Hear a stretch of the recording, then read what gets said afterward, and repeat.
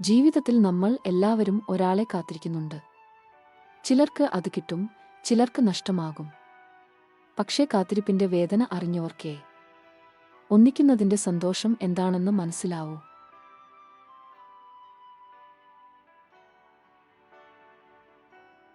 കൊച്ചിയിലെ ജൂൺ മാസം അതിന്റെ എല്ലാ ഭാവങ്ങളോടും കൂടി പെയ്തിറങ്ങുന്ന ഒരു സന്ധ്യയിലാണ് ആദി അവളെ ആദ്യമായി കണ്ടത്. ഫോർട്ട് കൊച്ചിയിലെ ആ പഴയ ഡച്ച് കെട്ടിടത്തിന്റെ ഒരു മൂലയിൽ ഒതുങ്ങി നിൽക്കുന്ന ചെറിയ കോഫി ഷോപ്പിന്റെ വലിയ ഗ്ലാസ് ഭിത്തിയിലൂടെ മഴത്തുള്ളികൾ പാമ്പുകൾ ഇഴിയുന്നത് പോലെ ഒലിച്ചിറങ്ങുന്നത് നോക്കി അവൻ കൗണ്ടറിൽ വെറുതെ നിൽക്കുകയായിരുന്നു.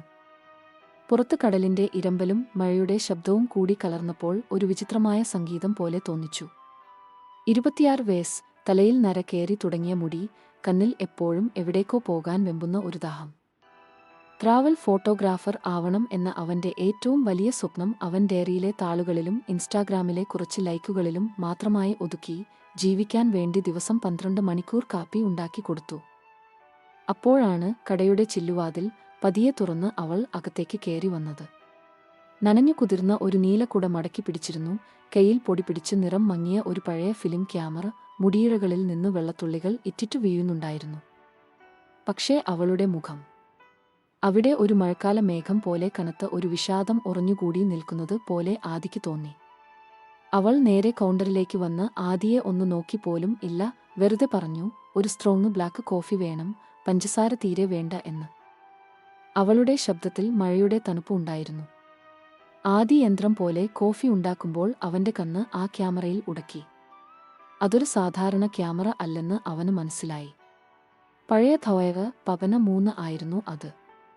ഫോട്ടോഗ്രാഫർമാരുടെ സ്വപ്നം. അവൻ കോഫി കപ്പ് അവൾക്ക് നേരെ നീട്ടുമ്പോൾ അറിയാതെ ചോദിച്ചുപോയി, ഫോട്ടോഗ്രാഫർ ആണോ എന്ന്. ആ ചോദ്യം കേട്ടതും അവൾ ആദ്യമായി തല ഉയർത്തി ആദിയെ നോക്കി. ആ കണ്ണുകളിൽ എന്തോ ഒരു മുറിവിന്റെ ആഴം ഉണ്ടായിരുന്നു. ഒരു നിമിഷം മുഴുവൻ അവൾ അവനെ തന്നെ നോക്കി നിന്നു. പിന്നെ ചുണ്ടിൽ ഒരു വേദന കലർന്ന ചിരി വിരിഞ്ഞു.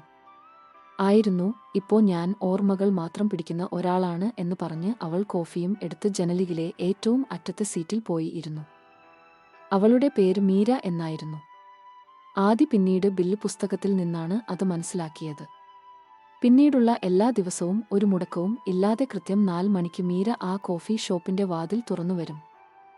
അതേ നനഞ്ഞ കുട, അതേ പഴയ ക്യാമറ, അതേ ബ്ലാക്ക് കോഫി.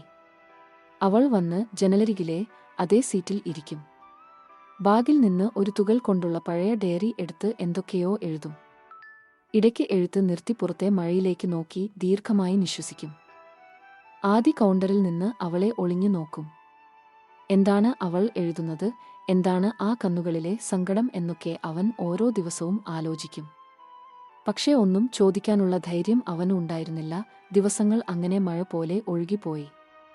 ഒരു ദിവസം നല്ല ഇടിയും മഴയുമുള്ള സന്ധ്യ ആയിരുന്നു. കടയിൽ ആരും ഇല്ലായിരുന്നു. മീര തന്റെ ഡയറിയിൽ എന്തോ എഴുതിക്കൊണ്ടിരിക്കുമ്പോൾ പെട്ടെന്ന് ഒരു വലിയ ഇടി വെട്ടി കടയിലെ കറണ്ട് മുഴുവൻ പോയി. കട മുഴുവൻ കൂരിരുട്ട് പരന്നു. പുറത്ത് മഴയുടെ ശബ്ദം മാത്രം. പെട്ടെന്നുള്ള ഇരുട്ടിൽ പേടിച്ച് പോയ മീര ചാടി എഴുന്നേൽക്കാൻ ശ്രമിച്ചു. അപ്പോൾ ടേബിളിൽ വെച്ചിരുന്ന അവളുടെ ക്യാമറ താഴെ തറയിൽ വീണ് ഒരു വലിയ ശബ്ദം ഉണ്ടായി. അയ്യോ എന്ന് പറഞ്ഞ് അവൾ തപ്പാൻ തുടങ്ങി. ആദി തന്റെ ഫോണിലെ ടോർച്ച് പോലും ഓൺ ചെയ്യാതെ ഓടി വന്നു. ഇരുട്ടിൽ തപ്പി അവൻ ആ ക്യാമറ കയ്യിൽ എടുത്തു. അത് മീരയ്ക്ക് നേരെ നീട്ടിയപ്പോൾ അബദ്ധത്തിൽ അവരുടെ വിരലുകൾ തമ്മിൽ ഉരസി. ആ തണുത്ത ഇരുട്ടിൽ, ആ തണുത്ത മഴയത്ത് അവരുടെ വിരലുകൾ തമ്മിൽ തൊട്ടപ്പോൾ ഒരു തീപ്പൊരി പാറിയതുപോലെ 2 പേർക്കും തോന്നി. ഒരു നിമിഷം 2 പേരും അനങ്ങാതെ നിന്നുപോയി. പുറത്ത് ഇടി വീണ്ടും വെട്ടി. അപ്പോഴാണ് കറണ്ട് തിരിച്ചു വന്നത്. വെളിച്ചം വന്നപ്പോൾ ആദി കണ്ടത് ചുവന്നു തുടുത്ത മീരയുടെ മുഖമാണ്. അവളുടെ കണ്ണുകളിൽ പേടിയും നാണവും ലജ്ജയും എല്ലാം കൂടി കലർന്നിരുന്നു. ആദിയുടെ അവസ്ഥയും മറിച്ചായിരുന്നില്ല. അവൻ ഒന്നും മിണ്ടാതെ കൗണ്ടറിലേക്ക് തിരിച്ചുപോയി. പക്ഷേ ആ ഒരു സ്പർശം അവരുടെ ഇടയിലെ മഞ്ഞുരുക്കി കളഞ്ഞിരുന്നു. പിറ്റേന്ന് മീര വന്നപ്പോൾ അവൾ ആദിയെ നോക്കി ഒരു ചെറു പുഞ്ചിരി സമ്മാനിച്ചു. പിന്നെ പതിയെ പതിയെ അവർ സംസാരിച്ചു തുടങ്ങി. ആദ്യത്തെ സംസാരം ആ ക്യാമറയെക്കുറിച്ചായിരുന്നു. മീര പറഞ്ഞു, ഇത് എന്റെ അച്ഛൻ്റെതാണ് എന്ന്. അച്ഛൻ കേരളം കണ്ട ഏറ്റവും നല്ല വൈൽഡ് ലൈഫ് ഫോട്ടോഗ്രാഫർമാരിൽ ഒരാൾ ആയിരുന്നു. പെരിയാറിലെ കാടുകളിൽ വെച്ച് ഒരു ആനയുടെ ഫോട്ടോ എടുക്കാൻ ശ്രമിക്കുമ്പോൾ ഉണ്ടായ അപകടത്തിൽ അച്ഛൻ മരിച്ചു. അന്ന് എനിക്ക് 16 വയസ്സ്. അച്ഛന്റെ ചോര പുരണ്ട ഈ ക്യാമറ എന്റെ കയ്യിലാണ് കിട്ടിയത്. അതിൽ പിന്നെ ഞാൻ ഈ ക്യാമറ തൊട്ടിട്ടില്ല. ഫോട്ടോ എടുക്കുന്നത് നിർത്തി. എനിക്ക് പേടിയാണ് ആദി. എനിക്ക് പ്രിയപ്പെട്ടതെന്തെങ്കിലും ക്യാമറയിൽ പകർത്തിയാൽ അത് എനിക്ക് നഷ്ടമാകുമോ എന്ന്. മീരയുടെ കണ്ണുകൾ നിറഞ്ഞൊഴുകുന്നത് കണ്ട് ആദിയുടെ നെഞ്ചു പിടച്ചു. അവൻ അവളുടെ അടുത്തുള്ള ചെയറിൽ വന്ന് ഇരുന്നു. പതിയെ പറഞ്ഞു, മീര, നഷ്ടപ്പെടുമോ എന്ന് പേടിച്ച് നമ്മൾ ജീവിക്കാതെ ഇരുന്നാൽ, ശ്വാസം എടുക്കാതെ ഇരുന്നാൽ, സ്നേഹിക്കാതെ ഇരുന്നാൽ, അപ്പോഴേ നമ്മൾ എല്ലാം തോറ്റുപോകും. നിന്റെ അച്ഛൻ ആഗ്രഹിക്കുന്നത് നീ ഈ ക്യാമറ അലമാരയിൽ പൂട്ടിവെക്കണം എന്നല്ല, ഈ ക്യാമറയിലൂടെ അദ്ദേഹം കാണാതെ പോയ ലോകം നീ കാണണം എന്നാണ്. ആദിയുടെ വാക്കുകൾ മീരയുടെ തകർന്നു പോയ മനസ്സിൽ ഒരു തണുത്ത കാറ്റ് പോലെ തഴുകി. അവൾ ഒന്നും മിണ്ടിയില്ല. പക്ഷേ ആദ്യമായി അവൾ ആ ക്യാമറ തന്റെ മടിയിൽ വെച്ച് അതിനെ തലോടി. അങ്ങനെ അവരുടെ സൗഹൃദം മഴയത്ത് വിരിയുന്ന കൂൺ പോലെ പതിയെ വളർന്നു. ആദി അവളെ ഫോർട്ട് കൊച്ചിയുടെ ഓരോ ഇടവഴികളിലൂടെയും കൊണ്ടു നടന്നു. പഴയ കഥകൾ പറഞ്ഞു കൊടുത്തു. കടൽക്കരയിൽ ഇരുന്ന് കപ്പലുകൾ എണ്ണി. ഒരു ദിവസം ചൈനീസ് വലകൾക്ക് മുന്നിൽ നിൽക്കുമ്പോൾ, മഴ ചാരിക്കൊണ്ടിരിക്കുമ്പോൾ ആദി അവളോട് ചോദിച്ചു, മീര, നിന്റെ ഒരു ഫോട്ടോ എടുത്തോട്ടെ, ഈ അച്ഛന്റെ ക്യാമറയിൽ തന്നെ എന്ന്. മീര ഞെട്ടി അവനെ നോക്കി. വേണ്ട ആദി, പ്ലീസ് എന്ന് പറയാൻ വന്നതാണ്. പക്ഷേ ആദിയുടെ കണ്ണുകളിലെ ആത്മാർത്ഥത കണ്ട് അവൾക്ക് വേണ്ട എന്ന് പറയാൻ കഴിഞ്ഞില്ല. അവൾ പതിയെ തലയാട്ടി. മഴത്തുള്ളികൾ അവളുടെ മുടിയിലും കൺപീലികളിലും മുത്തുകൾ പോലെ തിളങ്ങി നിൽക്കെ, കടലിന്റെ പശ്ചാത്തലത്തിൽ നനഞ്ഞു കുതിർന്ന ചുരിദാറിൽ അവൾ നിന്നു. ആദി വിറയ്ക്കുന്ന കൈകളോടെ ആ പഴയ ക്യാമറ കണ്ണോട് ചേർത്തു. ഫോക്കസ് ചെയ്തു. ക്ലിക്ക്. ഷട്ടറിന്റെ ശബ്ദം മഴയുടെ ശബ്ദത്തിൽ അലിഞ്ഞു ചേർന്നു. ആ ഫോട്ടോ ഡെവലപ്പ് ചെയ്ത് കിട്ടിയപ്പോൾ അത് കണ്ട് മീര പൊട്ടിക്കരഞ്ഞു പോയി. ഫോട്ടോയിൽ അവൾ ചിരിക്കുന്നുണ്ടായിരുന്നു. അച്ഛൻ മരിച്ചിട്ട് 10 വർഷത്തിനു ശേഷം ആദ്യമായി ഉള്ളിൽ നിന്ന് വന്ന ഒരു ചിരി. അച്ഛാ എന്ന് വിളിച്ച് അവൾ ആദിയുടെ തോളിൽ ചാഞ്ഞു കരഞ്ഞു. ആദി ഒന്നും മിണ്ടാതെ അവളുടെ തലയിൽ തലോടിക്കൊടുത്തു. അന്നു മുതൽ ആ കോഫി ഷോപ്പ് അവരുടെ മാത്രം ലോകമായി.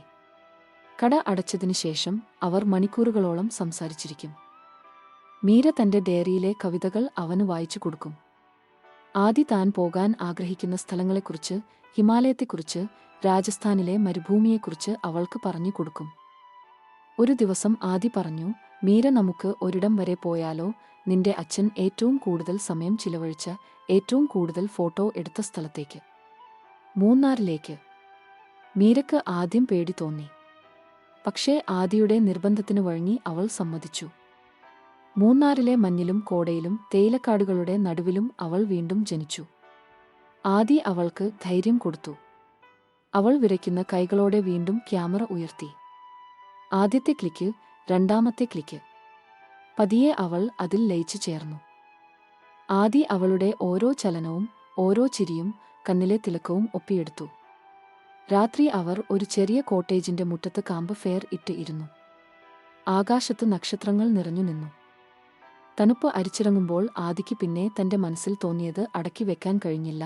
അവൻ മീരയുടെ കൈ പിടിച്ചു പറഞ്ഞു, മീര, എനിക്ക് നിന്നെ ഒരുപാട് ഇഷ്ടമാണ്. പക്ഷേ എനിക്ക് പേടിയാണ്. ഞാൻ വെറും ഒരു കോഫി ഷോപ്പിൽ ജോലി ചെയ്യുന്നവനാണ്. എന്റെ കയ്യിൽ നിനക്ക് തരാൻ സ്വപ്നങ്ങൾ മാത്രമേ ഉള്ളൂ. നീ ഇത്ര വലിയ കലാകാരിയാണ്. ഞാൻ നിനക്ക് ചേർന്നവനാണോ എന്ന് എനിക്കറിയില്ല. മീരയുടെ കണ്ണുകൾ നിറഞ്ഞു. അവൾ ആദിയുടെ കൈ തന്റെ കവിളോട് ചേർത്ത് പറഞ്ഞു, മണ്ടൻ, സ്വപ്നം എന്ന് പറഞ്ഞാൽ ബാങ്ക് ബാലൻസോ വലിയ വീടോ കാറോ അല്ല ആദി. ഒരാളുടെ കണ്ണുകളിൽ നോക്കുമ്പോൾ നമ്മുടെ ഭാവി കാണാൻ കഴിയുന്നതാണ് സ്വപ്നം. നീ എന്റെ കൂടെ ഇല്ലാതെ എന്റെ ഒരു ഫോട്ടോക്കും ഒരു അർത്ഥവും ഇല്ല. നീയാണ് എന്റെ ഏറ്റവും വലിയ ഫ്രെയിം. കൊച്ചിയിൽ തിരിച്ചു വന്നതിന്റെ 2ാം നാൾ ആണ് ആ ഫോൺ കാൾ വന്നത്. മുംബൈയിലെ ഇന്ത്യയിലെ ഏറ്റവും വലിയ ട്രാവൽ മാഗസിനിൽ നിന്ന്. ആദി മൂന്നാറിൽ വെച്ച് എടുത്ത മീരയുടെ ഫോട്ടോകൾ അവൻ ഇൻസ്റ്റാഗ്രാമിൽ ഇട്ടിരുന്നു. അത് കണ്ട് ഇഷ്ടപ്പെട്ടാണ് അവർ വിളിച്ചത്. സീനിയർ ഫോട്ടോഗ്രാഫർ ആയി ജോലി, ലക്ഷങ്ങൾ ശമ്പളം, ലോകം മുഴുവൻ യാത്ര. പക്ഷേ ഒരു കണ്ടീഷൻ, 2 ദിവസത്തിനുള്ളിൽ മുംബൈയിൽ ജോയിൻ ചെയ്യണം. 2 വർഷത്തെ കോൺട്രാക്ട് ആണ്, ഇടയ്ക്ക് ലീവ് കിട്ടില്ല. ആദിയുടെ കാലിന്റെ അടിയിലെ മണ്ണ് ഒലിച്ചുപോയതുപോലെ തോന്നി. ഇത് അവൻ ജീവിതകാലം മുഴുവൻ കാത്തിരുന്ന അവസരമാണ്. പക്ഷേ ഇപ്പോ മീര അവളോട് പറഞ്ഞാൽ അവൾ സന്തോഷത്തോടെ പറയും പൊയ്ക്കോളാൻ എന്ന്. പക്ഷേ 2 വർഷം 2 വർഷം അവളെ കാണാതെ പിരിഞ്ഞിരിക്കാൻ അവൻ കഴിയുമോ? പറയാതെ പോയാൽ അത് അവളെ വഞ്ചിക്കുന്നതിനു തുല്യമല്ലേ?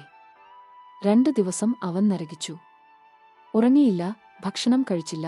ഒടുവിൽ 3-ാം നാൾ പുലർച്ചെ അവൻ ഒരു തീരുമാനം എടുത്തു. അവൻ തന്റെ ബാഗ് എടുത്തു, ആരോടും ഒന്നും പറയാതെ മുംബൈക്കുള്ള ട്രെയിൻ കയറി. പോകുന്നതിനു മുമ്പ് അവൻ മീര സ്ഥിരം ഇരിക്കുന്ന കോഫി ഷോപ്പിലെ ടേബിളിൽ ഒരു ചെറിയ കടലാസ് കഷണം വെച്ചു. അതിൽ 4 വരി മാത്രമേ ഉണ്ടായിരുന്നുള്ളൂ. മീര, എനിക്ക് നിന്നെ അർഹിക്കണമെങ്കിൽ ആദ്യം ഞാൻ എന്നെ തന്നെ അർഹിക്കണം. ഈ യാത്ര എനിക്ക് വേണ്ടിയാണ്. 2 വർഷം എനിക്ക് വേണ്ടി കാത്തിരിക്കാമോ? ആദി. ആ കത്ത് വായിച്ച മീരയുടെ ലോകം അവസാനിച്ചു എന്ന് അവൾക്ക് തോന്നി. അവൾക്ക് അവനോട് ദേഷ്യം തോന്നി, സങ്കടം തോന്നി, അതിലേറെ സ്നേഹം തോന്നി. എന്തുകൊണ്ട് എന്നോട് ഒരു വാക്ക് പറഞ്ഞില്ല, എന്റെ മുഖത്ത് നോക്കി യാത്ര പറഞ്ഞില്ല എന്ന് ഓർത്ത് അവൾ 1000 തവണ കരഞ്ഞു. അവൾ ആ കോഫി ഷോപ്പിന്റെ പരിസരത്തേക്ക് പോലും പിന്നെ പോയില്ല. അച്ഛന്റെ ക്യാമറ വീണ്ടും അലമാരയുടെ ഏറ്റവും ഇരുണ്ട മൂലയിലേക്ക് അവൾ എടുത്തുവെച്ചു. അവളുടെ ജീവിതം വീണ്ടും പഴയ നിശബ്ദതയിലേക്ക് വീണു. 6 മാസം കഴിഞ്ഞ് കാണും. ഒരു ദിവസം അവളുടെ വീട്ടിലേക്ക് ഒരു കൊറിയർ വന്നു. അയച്ച ആളുടെ പേരില്ല. തുറന്നു നോക്കിയപ്പോൾ ഭംഗിയായി ബൈൻഡ് ചെയ്ത ഒരു ഫോട്ടോ ബുക്ക്. പുറംചട്ടയിൽ സ്വർണ്ണ ലിപികളിൽ എഴുതിയിരിക്കുന്നു, മഴ നനഞ്ഞ വഴികൾ എന്ന്. വിറയ്ക്കുന്ന കൈകളോടെ അവൾ അതിന്റെ താളുകൾ മറിച്ചു. അകം മുഴുവൻ അവളായിരുന്നു. അവൾ ഉറങ്ങുന്ന ഫോട്ടോ, കാപ്പി കുടിച്ചുകൊണ്ട് ജനലിലൂടെ പുറത്തേക്ക് നോക്കുന്ന ഫോട്ടോ, മൂന്നാറിൽ വെച്ച് തുള്ളിച്ചാടുന്ന ഫോട്ടോ, കാമ്പ് ഫെയറിന്റെ വെളിച്ചത്തിൽ അവളുടെ മുഖം. ആദി അവൾ അറിയാതെ പകർത്തിയ നിമിഷങ്ങൾ. ഓരോ ഫോട്ടോയും ഒരു കഥ പറഞ്ഞു.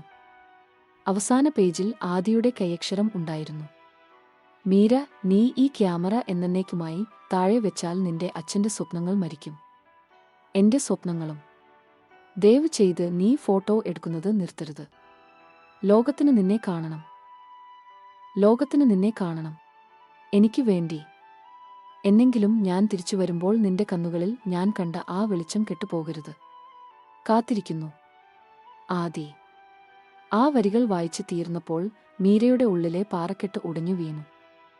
അവൾ അലമാര തുറന്ന് പൊടി തട്ടി അച്ഛന്റെ ആ ക്യാമറ പുറത്തെടുത്തു. കണ്ണുനീരോടെ അവൾ ആകാശത്തേക്ക് നോക്കി ആദ്യത്തെ ക്ലിക്ക് എടുത്തു. പിന്നീടുള്ള 2 വർഷം മീര കേരളത്തിന്റെ മുക്കും മൂലയും സഞ്ചരിച്ചു. അവളുടെ ക്യാമറ ജീവിതത്തിന്റെ നേർചിത്രങ്ങൾ പകർത്തി. കടലും കായലും കാടും മനുഷ്യരും എല്ലാം അവളുടെ ഫ്രെയിമിൽ നിറഞ്ഞു. അവൾ കേരളത്തിലെ അറിയപ്പെടുന്ന ട്രാവൽ ഫോട്ടോഗ്രാഫർ ആയി മാറി. ദേശീയ അന്തർദേശീയ അവാർഡുകൾ അവളെ തേടി വന്നു. അങ്ങനെ 2 വർഷം തികയുന്ന ദിവസം കൊച്ചിയിലെ ദർബാർ ഹാൾ ആർട്ട് ഗാലറിയിൽ വെച്ച് അവളുടെ ആദ്യത്തെ വലിയ സോളോ ഫോട്ടോ എക്സിബിഷൻ നടന്നു. പ്രദർശനത്തിന്റെ പേര് കാത്തിരിപ്പ് എന്നായിരുന്നു. ഹാൾ നിറയെ ആളുകൾ, മാധ്യമങ്ങൾ, ക്യാമറകൾ. പുറത്ത് അന്നും ദൈവം കനിഞ്ഞ് തകർത്ത് മഴ പെയ്യുന്നുണ്ടായിരുന്നു. മീര ഒരു വെള്ള സാരിയിൽ തിളങ്ങി നിൽക്കുകയായിരുന്നു. അവൾ സന്ദർശകരോട് തന്റെ ഓരോ ചിത്രത്തിന് പിന്നിലെയും കഥ പറഞ്ഞു കൊടുത്തു. പക്ഷേ അവളുടെ കണ്ണുകൾ ഇടയ്ക്കിടെ ഹാളിന്റെ വാതിലിലേക്ക് പായുന്നത് അവൾ പോലും അറിഞ്ഞില്ല. അപ്പോഴാണ് ആ തിരക്കിനിടയിലും വളരെ വ്യക്തമായി 2 വർഷമായി അവൾ കേൾക്കാൻ കൊതിച്ച, അവളുടെ സ്വപ്നങ്ങളിൽ മാത്രം മുഴുങ്ങിക്കേട്ട ആ ശബ്ദം കേട്ടത്. ഒരു സ്ട്രോങ് ബ്ലാക്ക് കോഫി വേണം, പഞ്ചസാര തീരെ വേണ്ട എന്ന്. മീരയുടെ ശ്വാസം നിലച്ചുപോയി. അവളുടെ കയ്യിലിരുന്ന വൈൻ ഗ്ലാസ് വിറച്ചു. അവൾ പതിയെ, വളരെ പതിയെ തിരിഞ്ഞു നോക്കി. ഹാളിന്റെ വാതിൽക്കൽ മഴ നനഞ്ഞ് കയ്യിൽ 2 കോഫി കപ്പുകളുമായി അവൻ നിൽക്കുന്നു. ആദി. 2 വർഷം മുമ്പ് കണ്ട ആദി ആയിരുന്നില്ല അത്. വിജയശ്രീലാളിതനായ, ലോകം കണ്ട പരിചയസമ്പന്നതയുള്ള, കണ്ണുകളിൽ ഒരു കടൽ നിറയെ സ്നേഹവുമായി നിൽക്കുന്ന ഒരു പുതിയ ആദി. പക്ഷേ ആ ചിരി മാത്രം പഴയതുപോലെ തന്നെ. അവൻ പതിയെ നടന്ന് അവളുടെ അടുത്തേക്ക് വന്നു. ആൾക്കൂട്ടം വഴിമാറിക്കൊടുത്തു. അവൻ അവളുടെ മുന്നിൽ വന്നു നിന്ന് ഒരു കോഫി കപ്പ് അവൾക്ക് നേരെ നീട്ടി. എന്നിട്ട് ചെറുതായി ചിരിച്ചുകൊണ്ട് പറഞ്ഞു, പറഞ്ഞതുപോലെ 2 വർഷം കഴിഞ്ഞു മീര, ഞാൻ വാക്ക് പാലിച്ചിരിക്കുന്നു. ഇനി നിന്റെ ഡയറിയിലെ ബാക്കി വെള്ളത്താളുകൾ നമുക്ക് ഒരുമിച്ച് എഴുതി തുടങ്ങാം. അതിന് നീ സമ്മതിക്കുമോ എന്ന്. മീരയ്ക്ക് പിന്നെ ഒന്നും കാണാൻ കഴിഞ്ഞില്ല. 2 വർഷത്തെ വേദനയും വിരഹവും കാത്തിരിപ്പും പ്രണയവും എല്ലാം കൂടി ഒരു പെരുമഴയായി അവളുടെ കണ്ണുകളിലൂടെ പുറത്തേക്ക് ഒഴുകി. അവൾ ഒന്നും മിണ്ടിയില്ല. മുന്നോട്ട് ആഞ്ഞ് ആദിയെ ഇറുകെ കെട്ടിപ്പിടിച്ചു. ഹാളിൽ ഒരു നിമിഷം നിശബ്ദത പരന്നു, പിന്നെ കയ്യടികളുടെ ബഹളം ഉയർന്നു. പുറത്ത് മഴ തകർത്ത് പെയ്യുകയായിരുന്നു. അകത്ത് ചുവരുകൾ നിറയെ അവളുടെ ജീവിതം പറയുന്ന ചിത്രങ്ങൾ. നടുവിൽ വർഷങ്ങളുടെ വേർപിരിയലിനൊടുവിൽ ഒന്നിച്ച 2 ആത്മാക്കൾ. മീര വിതുമ്പിക്കൊണ്ട് പറഞ്ഞു, "കോഫി തണുത്തു പോകും ആദി, കുടിക്കാം എന്ന്." ആദി അവളുടെ നെറ്റിയിൽ മൃദുവായി ചുംബിച്ചു. അവളുടെ കൈ മുറുകെ പിടിച്ചു. ആ ഒരു സ്പർശനത്തിൽ പറയാതെ പോയ 1000 കഥകൾ ഉണ്ടായിരുന്നു. അവർ ഒന്നും മിണ്ടാതെ ഹാളിന് വെളിയിലേക്ക് നടന്നു. മഴ അവരെ നനച്ചു. പക്ഷേ ഇത്തവണ ആ നനവിന് വേദനയുടെ തണുപ്പ് ആയിരുന്നില്ല, ഒന്നിച്ചതിന്റെ ചൂടായിരുന്നു. മഴ നനഞ്ഞ വഴികളിലൂടെ അവർ നടന്നു തുടങ്ങി, ഇനി ഒരിക്കലും വിട്ടുപിരിയാതിരിക്കാൻ, ജീവിതത്തിന്റെ ബാക്കി ദൂരം ഒരുമിച്ച് താണ്ടാൻ. ഈ കഥ ഇഷ്ടമായെങ്കിൽ ഒരു ലൈക്ക് തരാൻ മറക്കരുത്. ഇതുപോലെ മനസ്സ് തൊടുന്ന കഥകൾ ഇനിയും കേൾക്കാൻ ചാനൽ സബ്സ്ക്രൈബ് ചെയ്യുക. ബെൽ ഐക്കൺ കൂടി അടിച്ചാൽ പുതിയ കഥകൾ വരുമ്പോൾ നിങ്ങൾക്ക് നോട്ടിഫിക്കേഷൻ കിട്ടും. നിങ്ങളുടെ വിലയേറിയ സമയത്തിന് ഒരുപാട് നന്ദി. അടുത്ത കഥയുമായി വീണ്ടും കാണാം. എല്ലാവർക്കും നമസ്കാരം. പക്ഷേ കാത്തിരിപ്പിന്റെ വേദന അറിഞ്ഞവർക്കേ ഒന്നിക്കുന്നതിന്റെ സന്തോഷം എന്താണെന്ന് മനസ്സിലാവൂ.